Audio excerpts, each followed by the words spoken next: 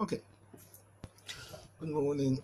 this is um this is a long put away stuff for these I have been having for a long time. Something I could have worked to do much earlier. You know, I my name is Sama Ugo.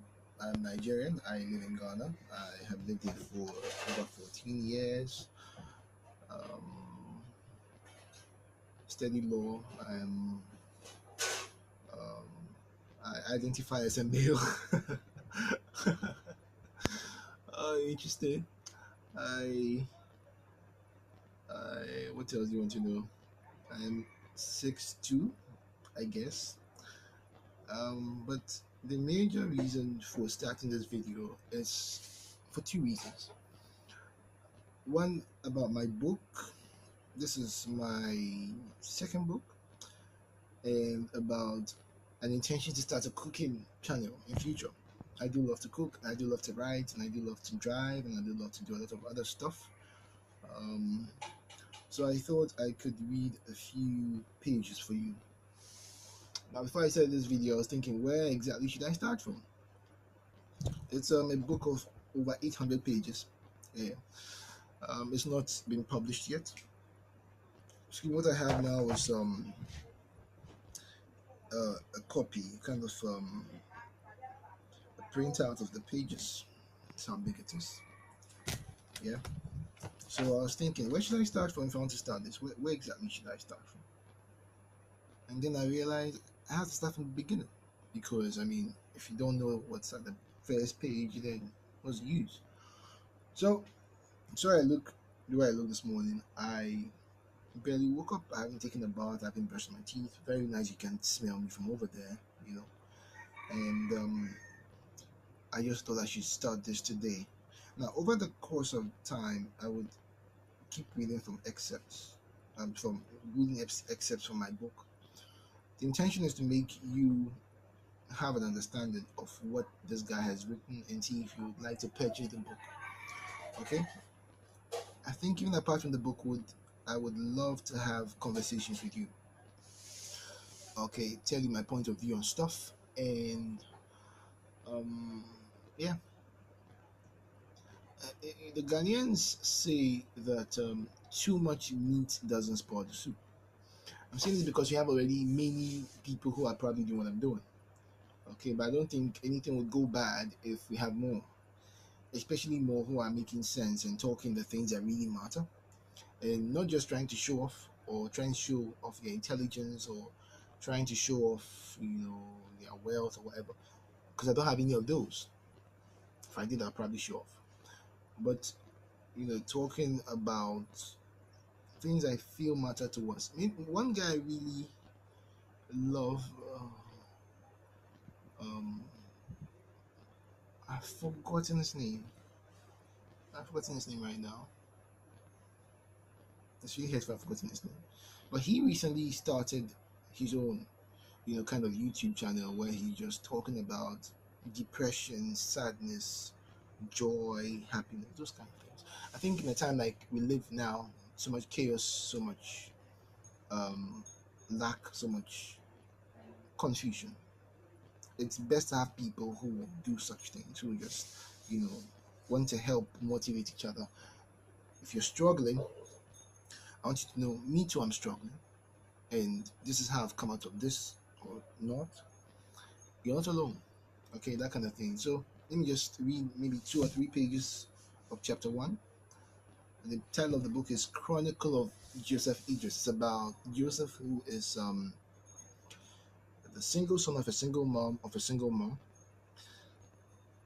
So, who his life, his friendship with a guy called Daniel. Daniel is the one who wrote this. He's writing the first person perspective.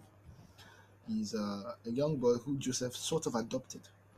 Okay, one night, and I won't give out the details of the story, but it's a lot of sex in my book, a lot of violence, not so much violence, a lot of uh, personal analysis done by the characters. And I hope you like what I'm about to read, okay? I woke up with a start like a man whose sleep had expelled in surprised disgust. My heart was racing. Galloping seems to be best description of it. My body convulsing with spasms which ran from the tips of my shaggy hair to the darkened soles of my smelly feet. The world around me was darkness. My mattress was drenched in sweat and had a profound rotten smell which my mind had come to accept as normal. My body was very warm and I was covered in sweat. I was naked.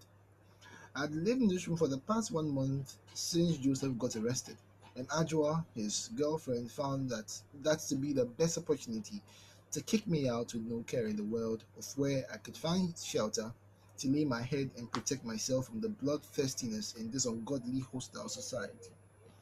The renting of this room was done in haste, sponsored by Ego, and financed by whatever notes and coins I could put together at the spur of that moment. A teenage hooker who I had normally frequented if I couldn't achieve if I couldn't achieve a normal stable relationship with a normal girl, at least a hooker provided the selfish sexual satisfaction I couldn't live without, even if I had to pay for it. She had told me about this place. A friend of hers, also in the same body selling trade, once lived here, and finding an octogenarian client who didn't care about her lifestyle or didn't know much about it, and most probably wouldn't live for another few days and wanted someone to play house with until sexual pleasure gives him a heart attack, had taken her to live with him. The look of envy and admiration which twinkled in Amy's heavily made up eyes as she spoke of what luck her friend had chanced upon in her preference of old men of of the old man's world as a desired retirement package for a hooker didn't amaze me. In her friend's case, this was early retirement. All right. Okay, so let me go to page 8. You can see the sun's rays creep into his corridor from under his door like lost children looking for shelter. I glanced at my watch. Shit, 8:15 a.m. Joseph's court hearing is for 9 a.m. and I promised I would be present to hug him, but that wouldn't be farewell. It would be anything but definitely not farewell. You'd probably be wondering why I don't have a standing or ceiling fan. Truth is, there is a ceiling fan and it doesn't work. The useless thing just hangs above like a jailer keeping guard. How many times I had spoken to the old chimney about fixing the cursed thing, Lord knows. Sometimes I am tempted to go up to her room and break in at night, curl myself at the foot of her bed and enjoy myself a blessed sleep under her fan. Being the evil-minded sadist that I am, I throw my head back in hysterical laughter as I imagine her reaction. She gets up in the darkness to visit the bathroom, gets startled by my smooth snore. No, I prefer she trips over me. She hits the light switch, and voila, there I am, curled, shirtless, just in my brief, lying on her blanket. A pillow of hers taking its position under my shaggy head. You son of a bitch, the foul-mouthed, scanty-teethed chimney would probably howl. What in hell are you doing in here? The cheeks of her fat face wobble in dramatic rage. Being half the gentleman that I am, I favor her one-eyed glance and slowly get up, her pillow clutched against my chest. I remember telling you to I remember telling you something a million times to fix my ceiling fan, man. Get the hell out of here before I have you disgraced and thrown out. I shake my head in mock disappointment.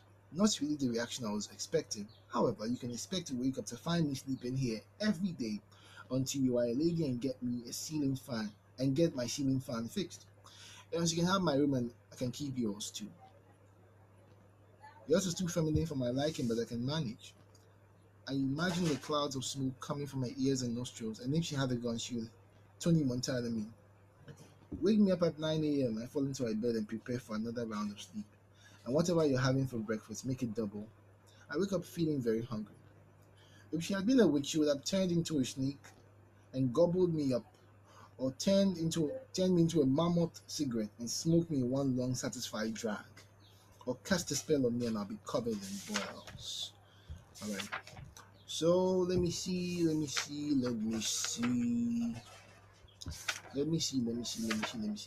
I'll probably read you one last page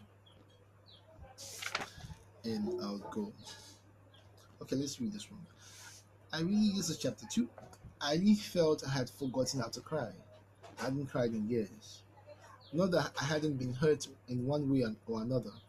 Not that I hadn't had my moments of heightened emotional outbursts. Certainly not that I'm well composed under pressure.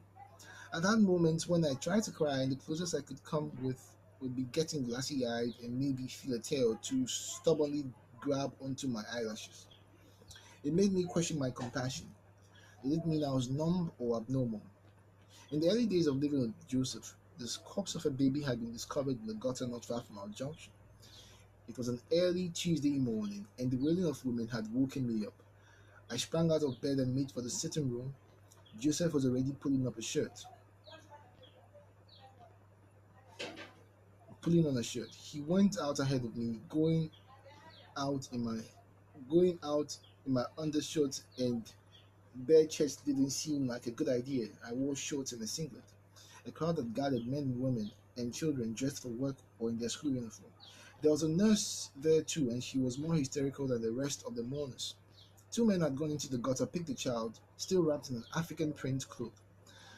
Two rats had fallen from the cloth, and it was seen that part of the fingers on one hand had been eaten. The nurse fainted and was immediately attended to by the others. Men had been in tears, children had been shooed away. Joseph looked horrified. I walked away. For days, Joseph wasn't himself. He spoke less, and when he did, he gave straight answers and appeared to be in deep thought. We never spoke about it, but he once said he had been getting nightmares and couldn't sleep, and I knew why. I knew exactly how he felt. I had felt exactly the same way during the first 2 weeks of my stay with him. After the night he had found me, I remember that night he had taken me in with him. I couldn't sleep. I kept seeing my mother's face whenever I closed my eyes. Bloodied, cracked open, her brain dripping from a hole in the side of her head, cold eyes staring at me, a faint smile playing on her lips. I didn't want to blink. I looked down at my palms and see blood on them. I'd smell blood on my face, and I'd run into the bathroom and scrub myself till my face was raw and bleeding. I remember those days getting into bed and swearing I could hear my mother's pleading voice in the room. I could be in the room and feel her watching me, and then I'd turn and I wouldn't find her. In my dream, she asked me why I stood and didn't do anything to help her. Sometimes she just stared. Sometimes she reached out her hand and touched me, and I would writhe in agony, or go numb and cold and unable to breathe. Sometimes she found my dad hacking. Sometimes she fought my dad, hacking him in the chest with a dagger, his head bobbing lifelessly, his voice a gurgle.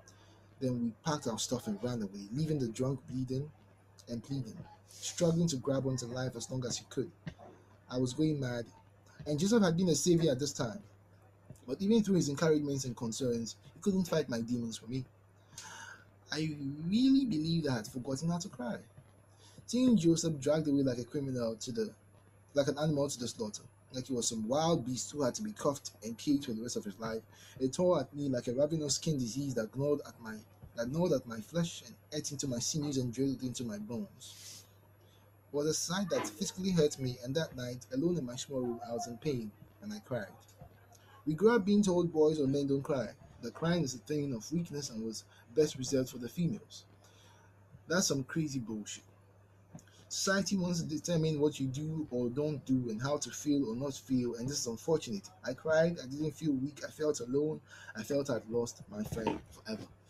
Alright, so I'll do this as often as I can, and I hope my story meets your expectation. I hope it's something you can really look forward to, and I hope next time I make a video I look a little more presentable. Alright, thank you very much. My name is Samuel Oscar Ugo. I'm an author, and yeah, I just want to thrill you with my story. Alright, have a good day.